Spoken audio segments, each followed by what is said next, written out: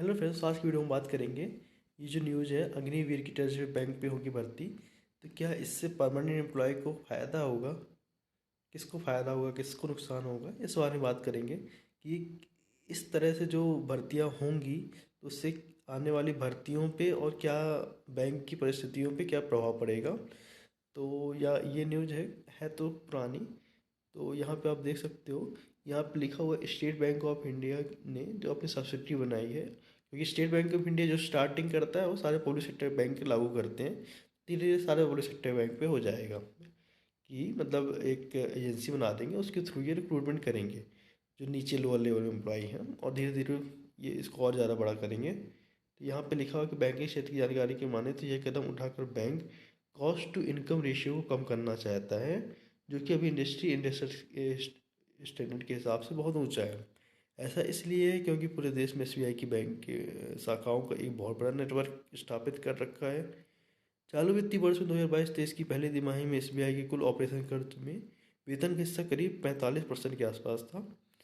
तो अब cost cutting के नाम पे अब जो बैंक है, क्योंकि पूरा जब होड़ लग जाती है ना कि सिर्फ और सिर्फ प्रॉफिट चाहिए बैंकों को, तो वो हर जगह से सोचते हैं कि कहाँ से आप कितना प्रॉफिट निकाल सकते हो।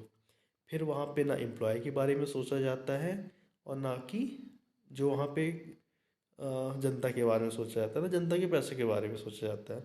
और चार्जेस के नाम पे जो इस समय हर एक बैंकों में इतना ज़्यादा चार्जेस ले रहे हैं, तो उसमें लोअर लेवल लोअर लोगों के बारे में भी नहीं सोचा जाता है। यहाँ पे आप एक ट्वीट से देख सकते हो। क्या आप इस ट्वीट से कितना एग्री करते हो? ये एक रियलिटी बताता है कि फ्यूचर में क्या परिस्थितियाँ होने वाली हैं। ये हमको रियलिटी दिखाता है जो कि हमको देखना चाहिए। सार्कास्टिक टोन पे लिखा गया है, लेकिन ये होने वाला है। इसमें लिखा हुआ है कि कम दाम पे उतने ही काम करने वाले बैंक मजदूर की भर्ती होगी। इससे स्टाफ खर्च में कटौती होगी और फायदा पक्के कर्मचारियों को होगा। कि पक्के कर्मचारी मतलब उन पे एक प्रेशर देके काम करा सकते हैं, क्योंकि वो परमानेंट नहीं होंगे। जो कच्चे मतलब जो अभी भर्ती करेंगे उसमें, तो उनका अच्छे से शोषण किया जा सकता है, जैसे प्राइवेट में होता है। प्राइवेट में क्या होता है कि जो टेम्परेरी मतलब जो लड़के मिलते हैं 12-15 हज़ार में, उनको कितना स्ट्रगल करना पड़ता है स्टार्टिंग में। तो सेम सिनारियो होने वाला है कि एक पूंजीपति जैसा शासन होता है वैसे ही। तो जैसे इसमें लिखा हो, जमकर उन कच्चे मजदूरों का शोषण करो, आवाज़ ऊँची करें तो लात मार के भगा दो, जैसे कि प्राइवेट में होता है।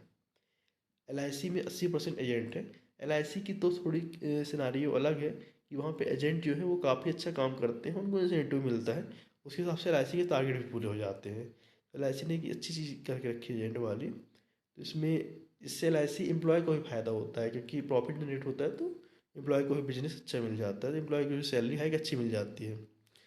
और यहाँ पे लिखा है, स्वार्थी बनो, खुद का सोचो, ये समाज नई जनरेशन का हक का पैसा, बैंक रेपुटेशन, अनियमितता, सब मोह माया है। ये इसलिए लिखा हुआ है क्योंकि जब बैंक सिर्फ प्रॉफिट के बारे में सोचेगा तो जो पब्लिक का पैसा है वो कहाँ लग रहा है कहाँ नहीं लग रहा है इससे मतलब नहीं होगा। उसको मेन जन जहाँ से उसको प्रॉफिट बिजनेस ग्रोथ दिखेगा वहीं पे होगा। जो गरीब लोगों का पैसा पड़ा है उसको अलग तरीके से यूज किया जाएगा, और जो आने वाले समय पे सिर्फ सर्विस उन्हीं को दिया जाएगी जिनके पास पैसा है। और रियलिटी यही है, क्योंकि पब्लिक सेक्टर बैंक का काम पब्लिक सेक्टर से हटा के प्रॉफिट मेकिंग के लिए बना दिया गया है। और जब होड़ लग जाती है प्रॉफिट की, तो पब्लिक भाड़ में चली जाती है ना। पब्लिक का कोई जिन जो गरीब पब्लिक है उसके बारे में कोई नहीं सोचता। तो ये पैसे आते हैं 600 1000, इन सब खातों को धीरे धीरे इग्नोर ही कर दिया जाता है। तो आने वाले समय पे यही होने वाला है। एंड यहाँ पे अंत में बचता है सिर्फ आपकी ज़िंदगी। ये रियलिटी बताता है कि आप आपका भविष्य, आपका परिवार, आपकी उन्नति, आप इतिहास गवाह है कि ताजमहल तभी बनता है जब मजदूरों का शोषण होता है। जैसे सेम पहले होता था पूंजीवादी के टाइम पे, शोषण करके ही शासन किया जाता है। शोषे वर्ग की चिंता किसी को नहीं बचता है, जो सिर्फ चमचमाता हुआ ताज आज आपके माथे पे ताज है, तो इसे बचाओ, शान से जियो, शौर्य से जियो। कुल मिला के यही है कि एक सार्केस्टिक टोन पर रियलिटी बताई गई है कि क्या होने वाला है फ्यूचर। आज के टाइम पे देखो, सारे पब्लिक सेक्टर बैंक में होड़ लगी हुई है प्रॉफिट कमाने की। प्रॉफिट कमाने के लिए जिस तरह से पेटीएम ने किया, उससे काफ़ी सारे बैंक आरबीआई गाइडलाइन को बाईपास कर रहे हैं। क्योंकि अगर आप प्रॉफिट कमाना है, आगे बढ़ना है, आप बहुत सारी चीज़ों को आप पीछे छोड़ दोगे। तो रियलिटी यही है, क्योंकि अब प्रॉफिट कमाना है तो आपको 600,000 खाते, 600,000 रुपये जिनके खाते में है, गरीब है, उनको सर्विस देकर तो आप प्रॉफिट कमा नहीं पाओगे। तो आपका उद्देश्य ही पूरी तरह से चेंज हो चुका है कि आपको प्रॉफिट मेकिंग बनाना है। तो इसमें प्रॉफिट मेकिंग बनाने में जो गरीब पब्लिक है, सबसे ज़्यादा नुकसान उसका होने वाला है। क्योंकि अब जिस प्रकार से कॉस्ट कटिंग कर रहे हैं हर एक चीज़ में, क्योंकि इनको शो करना है कि हाँ, गवर्नमेंट को शो करना है कि ये बैंक प्रॉफिट कर रहे हैं, इनका उद्देश्य प्रॉफिट कमाना है। तो आने वाले समय पे आप खुद डिसाइड कर सकते हो कि क्या होने वाला है बैंक का सिनारियो, बैंक की पोजीशन और बैंक की स्थिति और बैंक कर्मचारियों का भविष्य।